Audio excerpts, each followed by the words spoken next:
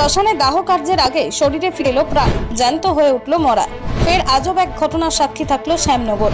গারুলিয়া রত্নেশ্বর শ্মশান ঘাটে তখন ভিড় মৃতদের পরিবারের আত্মীয় স্বজনদের মাঝে। হঠাৎই এক মৃত ব্যক্তিকে উঠে বসিয়ে চলতে থাকে শুশ্রূষা।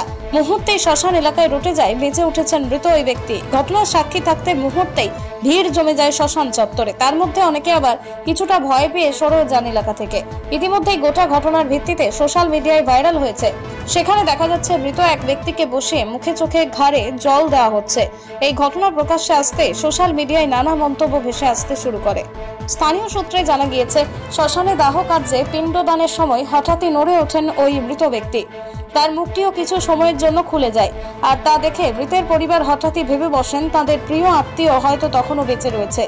এই ভেবেই মুহূর্তের ওই এলাকায় শোরগোল পড়ে যায়। আশেপাশে থাকা সকলেই বিশ্বাস করে নেন জীবন্ত হয়ে উঠেছেন মৃত ব্যক্তি। এরপরই তড়িঘড়ি তাকে গাড়িতে করে নিয়ে যাওয়া হয় স্থানীয় হাসপাতালে। চিকিৎসকরা পরীক্ষা করে জানান আগে মৃত্যু হয়েছে ওই ব্যক্তির। প্রসঙ্গত সমস্ত নিয়ম মেনেই পর্যবেক্ষণ করে সকাল 8টা নাগাদ ওই ব্যক্তিকে মৃত্যুর শংসাপত্র দেওয়া হয় হাসপাতাল থেকে। এরপরই বেলা 2টোর সময় দাহ করার জন্য নিয়ে যাওয়া হয় শ্মশানে। তারপরে ঘটে এই ঘটনার সময় আশেপাশে থাকা মানুষজন সেই মুহূর্ত ক্যামেরাবন্দি করেন, আর মুহূর্তেই সেই ভিডিও ভাইরাল হয়ে যায় সোশ্যাল মিডিয়ায়। অনেকেই এখন বিষয়টি নিয়ে প্রশ্ন তুলেছে, আদৌ কি জীবিত হয়ে উঠেছেন ওই মৃত ব্যক্তি? যদিও চিকিৎসকরা জানাচ্ছেন বহু ক্ষেত্রেই এমন ঘটনার নজির রয়েছে যে মৃত্যুর কিছু সময় পরেও শারীরিক অঙ্গ প্রত্যঙ্গ এক ধরনের পেশির টান কাজ করে। চিকিৎসা বিজ্ঞানের ভাষায় যাকে বলে রাইগর মর্টিস। তবে এক্ষেত্রে ঠিক কি হয়েছিল তা অবশ্য পুরো জানা সম্ভব হয়নি। স্থানীয় বাসিন্দাদের কারোর কিছু নজরে না এলেও পরিবারের সদস্যরা দাবি করেছেন এমন আজব মুহূর্তের সাক্ষী ছিলেন তাঁরা।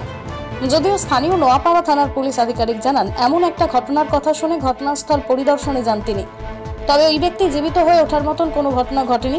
সকালে ওই ব্যক্তির মৃতদেহ ডেথ সার্টিফিকেট ইস্যু করেছিল হাসপাতাল। পরবর্তীতে এই কাণ্ড ঘটার পর ফের হাসপাতালে নিয়ে গেলেও তাকে মৃত বলে ঘোষণা করা হয়।